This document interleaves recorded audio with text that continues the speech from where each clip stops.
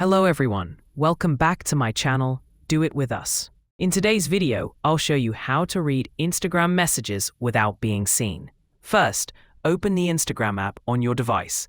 Then, look at the top right corner and tap on the messenger icon to go to your chats. Now, from the chats page, tap on the username of the person whose messages you want to read secretly. At the top, tap on their username again. A few options will appear. Here, tap on the three dots.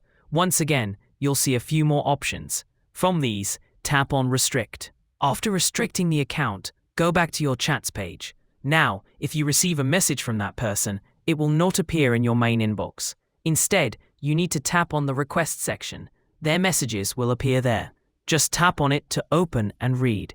And the best part is, the other person won't get the seen notification. And that's it. That's how you can read Instagram messages without being seen. Don't forget to like, comment, and subscribe. Thanks for watching, and I will see you in another video.